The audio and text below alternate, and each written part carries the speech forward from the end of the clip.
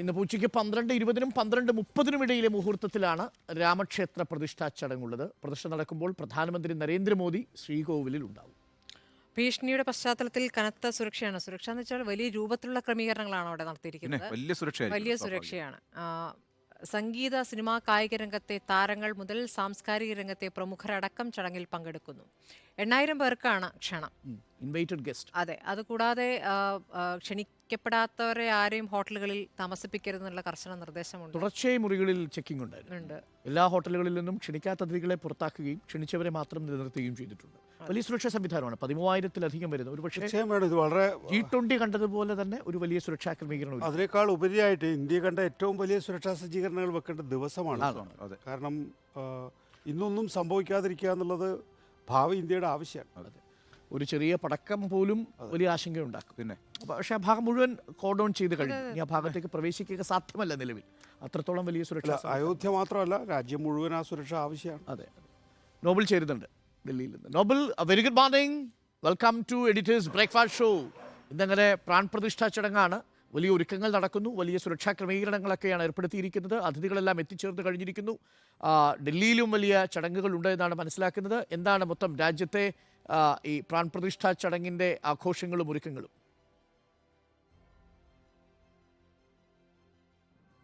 Very good morning Arun. ഇന്നിപ്പോൾ പ്രാണപ്രതിഷ്ഠ ചടങ്ങ് നടക്കുകയാണ്. 12:20-നും 12:30-നും ഇടയിലുള്ള അഭിജിത്ത് മുഹൂർത്തത്തിലാണ് ഈ ചടങ്ങ് നടക്കുന്നത്. പ്രധാനമന്ത്രി അടക്കമുള്ളവർ എന്താണെങ്കിലും അവിടെ എത്തിക്കഴിഞ്ഞു. 8000 ആളുകൾക്കാണ് ക്ഷണം ഉള്ളത്.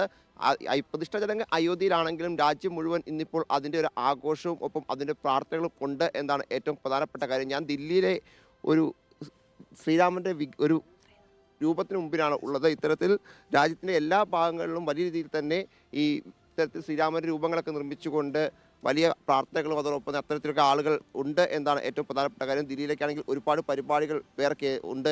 രാഷ്ട്രീയ പാർട്ടികൾ നടത്തുന്ന BJP നടത്തുന്ന പരിപാടിയുണ്ട്, ആം ആദ്മി പാർട്ടി നടത്തുന്ന പരിപാടിയുണ്ട്. പശ്ചിമ ബംഗാളിലേക്ക് പോയി കഴിഞ്ഞാൽ അവിടെ തൃണമൂൽ കോൺഗ്രസ് നടത്തുന്ന മതസൗഹാർദ്ദ റാലിയുണ്ട്. അത്തരത്തിൽ നിരവധി പരിപാടികൾ എന്താണെങ്കിലും ഈ അയോധ്യ പ്രതിഷ്ഠ ചടങ്ങുമായി ബന്ധപ്പെട്ടുകൊണ്ട് ഉണ്ട്. എന്താണെങ്കിലും പ്രധാനമന്ത്രി അടക്കമുള്ളവർ ഇന്നിപ്പോൾ അവിടെ എത്തുകയാണ്. പ്രധാനമന്ത്രി 10:15 അയോധ്യയിൽ എത്തും എന്നാണ് അറിയിച്ചിരിക്കുന്നത്. അതിനുശേഷം 12 മണി മുതൽ തന്നെ അദ്ദേഹം ക്ഷേത്രത്തിൽ ഉണ്ടാകും. 50 മിനിറ്റ് സമയം പ്രധാനമന്ത്രി ക്ഷേത്രത്തിൽ ഉണ്ടാകും എന്നാണ് ഇപ്പോൾ അവിടെ നിന്ന് ലഭിക്കുന്ന വിവരം. മുഖ്യ യജമാനൻ കൂടിയാണ് പ്രധാനമന്ത്രി. അതോടൊപ്പം തന്നെ പ്രതിഷ്ഠ ചടങ്ങ് നടക്കുമ്പോൾ ആ ശ്രീകോവിലിൽ പ്രധാനമന്ത്രി നരേന്ദ്രമോദി, അതോടൊപ്പം തന്നെ RSS മേധാവി മോഹൻ ഭാഗവത്, ഒപ്പം UP മുഖ്യമന്ത്രി യോഗി ആദിത്യനാഥ്, UP ഗവർണർ ആനന്ദിബെൻ പട്ടേൽ, അതോടൊപ്പം ട്രസ്റ്റ് ചെയർമാൻ തുടങ്ങിയവരാണ് ഉണ്ടായിരിക്കുക. ബാക്കി ആളുകളൊക്കെ വിശിഷ്ടാതികളൊക്കെ അതിൽ പുറത്തായിരിക്കും എന്നുകൂടി എടുത്തു പറയണം.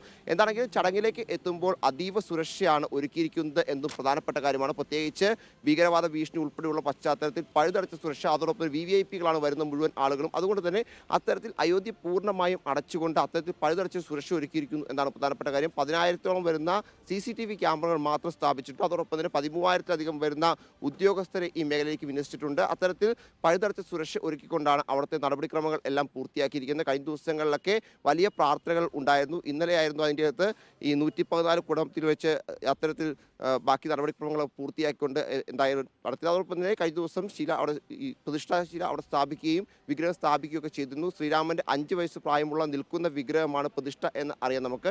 51 ഇഞ്ച് ഉയരമാണ് ഈ പ്രതിഷ്ഠയ്ക്ക് ഉള്ളത്. എന്താണെങ്കിലും ഇന്നിപ്പോൾ 12:50 വരെ പ്രധാനമന്ത്രി അവിടെ ഉണ്ടാകും. അതിനുശേഷം അവിടെ പൊതുസമ്മേളനത്തെ അദ്ദേഹം അഭിസംബോധന സംസാരിക്കുന്നുണ്ട്. കേരളത്തിൽ ഉൾപ്പെടെയുള്ള പ്രമുഖരെല്ലാം ഏറെക്കുറെ ചടങ്ങിലേക്ക് എത്തി എന്നാണ് നമുക്ക് അറിയാൻ കഴിയുന്നത്. അതിൽ ബിസിനസ്സുകാരുണ്ട്, അതോടൊപ്പം തന്നെ PT ഉഷ അടക്കമുള്ള രാജ്യസഭാ അംഗങ്ങളുണ്ട്. അത്തരത്തിൽ നിരവധി ആളുകൾ കേരളത്തിൽ നിന്നും ഈ ചടങ്ങിൽ പങ്കെടുക്കാൻ വേണ്ടി എത്തി എന്നത് പ്രധാനപ്പെട്ട കാര്യമാണ്. എന്താണെങ്കിലും പ്രതിഷ്ഠാ ചടങ്ങിന് അയോധ്യ ഒരുങ്ങിക്കഴിഞ്ഞു. നിലവിൽ അയോധ്യയ്ക്ക് പുറത്ത് ലക്നൗ അടക്കമുള്ള സ്ഥലങ്ങളിലൊക്കെ നിരവധി ആളുകളാണ് ഇതിൽ ഈ പ്രതിഷ്ഠയുടെ ഭാഗമായി തന്നെ എത്തിയിരിക്കുന്നത്. അവർ നാളെ ചിരഞ്ജീവി ഒക്കെയാണ് പോകുന്നത്. മോഹൻലാലിന് ക്ഷണമുണ്ടായിരുന്നു അല്ലേ? പക്ഷേ പോകുന്നില്ല. PT ഉഷ പോകുന്നുണ്ട്. എത്തുന്നുണ്ട്. ഏറ്റവും വലിയ ക്ഷണം സുപ്രീം കോടതി ജഡ്ജിമാർക്കായിരുന്നു. അതെ, ഈ വിധി പ്രഖ്യാപിച്ച ജഡ്ജിമാർ. അതെ, വിധി പ്രഖ്യാപിച്ചു. അതിലൊരു ജഡ്ജി പങ്കെടുക്കുന്നുണ്ട്. രഞ്ജൻ ഗൊഗോയ് ആയിരിക്കും. അല്ല, രഞ്ജൻ ഗൊഗോയ് ഇപ്പൊ ഇല്ലല്ലോ. ആ വിധി പ്രഖ്യാപിച്ചതിനകത്ത് രഞ്ജൻ ഗൊഗോയ് ഇപ്പൊ രാജ്യസഭ അംഗമാണ്. അതെ, ആ വിധി പ്രഖ്യാപിച്ച 4 പേര് മഹേഷ് കുന്നില്ലയോ അങ്ങനെ എന്തോ ഒരു പേര്. അങ്ങനെ DY ചന്ദ്രചൂഡ് പോകുന്നില്ല, ചീഫ് ജസ്റ്റിസ് പോകുന്നില്ല, 4 പേര് പോകുന്നില്ല. ഇല്ല, അതിനകത്ത് ഒരു ജഡ്ജി. റൈറ്റ്. അപ്പോൾ താങ്ക് യു നോബൽ.